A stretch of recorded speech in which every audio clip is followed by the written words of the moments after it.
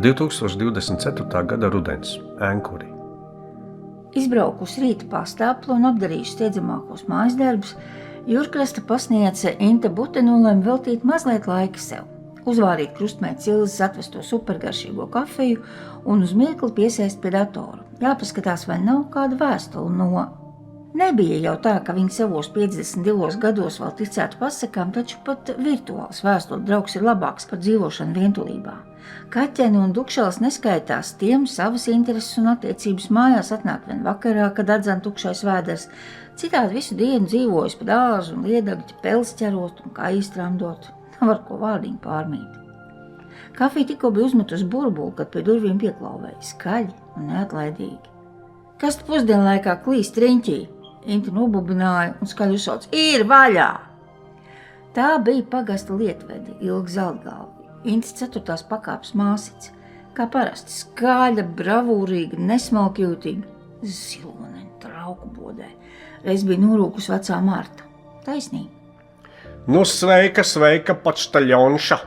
Masīva un draudīga kā tanks, Ilga iebrāzās vecās zvejnieku mājas virtuvē. Ziņkārīgi pavērās visapkārt un jūsmīgi iesaucās: O, skatos, te kāds grasās kafijot, vai tu ciemīšai arī dosi?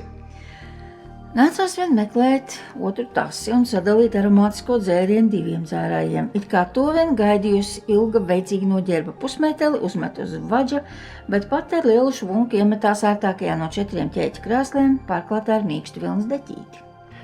Ko tu saki par mūsu jaunumiem? Vai nav riktīgs ārprāts, ko? Visu laiku nevienam nevajadzēja, bet nu ir 2 vampīri klāt ar visiem papīriem un jau ievākušies, redzēju pati savām acīm.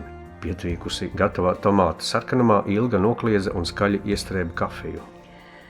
Inte negribīgi piesēda galda otrā galā. Viņai Ilga nekad nebija patikusi, lai arī radiniece. Varbūt bļaurīguma un neaudzinātības dēļ, varbūt pie vainas bērnībā noklausītais teikums: vecais Augusts kapā otrādi apgrieztos, ja zinātu, ko sastrādājas Alberts un šā pēcnācēji. Kas tagad notiks? Tie 2 taču jau ir tur ievākušies, un viņus izdabūt laukā vairs nebūs tik vienkārši. Es painteresējos. Mantojums ir pieņemts, viss juridiski pareizi, nekur nepiesiesies. Kaut velns šos abus parautu. Ilga iebrēcās. Ūja, tā nu ņēms un raus. Inte nosodoši pašūpoja galvu. Kāda tev daļa gar pasta māju? Ja pareizi atminos mammas teikto, tavi senči pie pirmās izdevības no turienes pamukuši uz zivju kombinātu jauncelto māju puduru, tad kam tev tagad tā vecā ēka? Taisies padot savu līvānietu un atgriezties bērnības liksdā? Jukusiesi vai nerunā muļķības? Ilga asi atcirta. Nekādas pārvākšanās, biznes. Pasta māja ir ideāli piemērota vieta pie jūras viesnīcai, spā kompleksam un krogam. Atver acis un paskaties, tā taču nav māja, bet gatavā muiža, 2 stāvi, pagrabs un tik daudz telpu, kas stāv tukšas un netiek izmantotas, bet varētu nest peļņu, ļoti lielu peļņu. Ilga, kādas muļķības tu tagad muldi, kāda spā viesnīca, kurš šur brauks? Cik turistu tu gada laikā esi saskaitījusi Jūrkrastā? Mums taču viss nolaist līdz kliņķim, un par to lielā mērā jāpateicas tavam tēvam un viņa līdzskrējējiem, starp citu arī tev. Jūs taču bijāt tie, kas pieļāva, ka Jūrkrastā vairs nav nekā sava skolas, pasta, doktorāta, aptiekas, bibliotekas, kultūras centra, nekā vairs nav. Tikai pliks pagastnams, un tas pats strādā dažas dienas nedēļā. Viss cits sen pārdots un izsaimniekots. Un nu tavs garais deguns uzlodas iespēja iedzīvoties uz citu rēķinu. Ir nu gan jūsu familija šefmaņi. Kā toreiz tā tagad. Ilgas Zeltgalves apaļā pietvīkusī seja atgādināja pārvārītu bieti.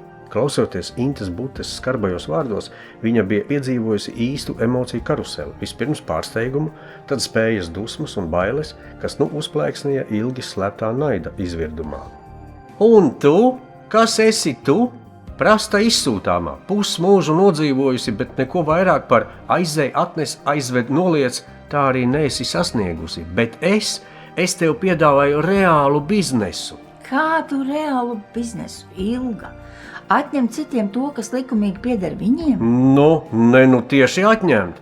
Apstriedēt mantojumu, iesniegt prasību, kā arī mums pienākas daļa no pasta mājas. Galu galā mums visiem bijis kopīgs sensis. Es zinu, ko runāju, esmu visu sīki un smalki izpētījusi. Mēs visi esam cēlušies no Andreasa Treimaņa. Viņam bija 2 dēli, Johans un Mihails. Mūsu abu zari aizsācēji, tātad mums arī ir tiesības. Intē šī saruna bija apnikusi, tāpat kā nelūgtā viešņa. Strauji piecēlusies, viņa aši novāc no galda dabas kafijas krūzītes un aiznes tās uz izlietni. Tad pagriezās pret iekarsošo Ilgu un klusu noteica: Es, protams, neesmu juristi, taču skaidri zinu, mūsu valsts likumdošana nosaka, ka testamentārai mantošanai ir priekšroka pār visām citām. Un viņiem abiem mantojumu nodrošina veseli 2 neatkarīgi testamenti – Jēkaba Treimaņa un Gustava Treimaņa. Un tu to zini nesliktāk par mani. Bet mēs varētu... Nē, mēs nevarētu. Bet ja tu, Ilga Zeltgalva, nekavējoties neliksies mierā, atklātībā nāks arī tās vēstures lapus, ko tu labprātāk izplēstu no Jūrkrasta kronikām. Jau šodien pat pabrīdināšu abus jaunos pastamājas saimniekus, ka viņam aiz muguras rūl bedri, viņu tā sauktā radiniece. Tā jau saka Ildiņa, ka vēsture medzot atkārtoties, uzmanīs.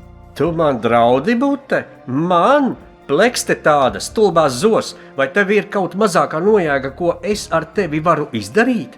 Skaiti, tu te vairs nestrādā. Saki atā savam mazajam pasnieces darbiņam, skūterim un pagasta piešķirtajām bezmaksas malkas kravām. Turpmāk varēsi graust priežu mīzes un kurināt čiekurus. Lūk, tad es par tevi pasmiešos. Šajā brīdī Inta atcerējās savu māti Martu. Lai cik grūti un smagi viņai dzīvē bija klājies, Marta Treimana nekad nenolaidās līdz kliekšanai, un to bija iemācījusi arī saviem 3 bērniem. Ar mieru var panākt vairāk nekā ar mietu, viņa mēdz teikt. Bet abi Intas jaunākie brāļi tādos brīžos arvien izaicinoši piebilda, bet ar mieru un mietu vēl vairāk. Tāpēc tagad parasti miermīlīgā Inta Bute izdarīja to, ko nekad agrāk savā mūžā nebūtu uzdrošinājusies, kur nu vēl pret vietējās varas pārstāvi. Paņēmusi no plaukta mīklas rullīti, lēni piegāja pie galda un nostājās tieši pretī apstulbušajai Ilgai. Dargo radinieci, to laiks doties mājup. Esi pārāk ilgai sēdējusies, man šovakar būs ciemiņi jācep pīrāgi. Atvainot tevi nemielošu. Bet par darbu nedraudi. Ne tu mani darbā pieņēmi, ne tu no tā atbrīvosi. Ja vajadzēs, aiziešu pati. Varēsi braukāt manā vietā, kā jaunībā, tev taču pieredze ir. Tiesā tagad apkalpojumā teritorija plašāka, ceļa gabali garāki un krietni sliktāka, bet nekās ar skūterīt, lēnītēm, puk. Būs vismaz pārsim naudiņu klāt pie tavas skopās lietvedas aldziņas, varbūt tad beidzot pietiks un nevajadzēs tīkot svešumā.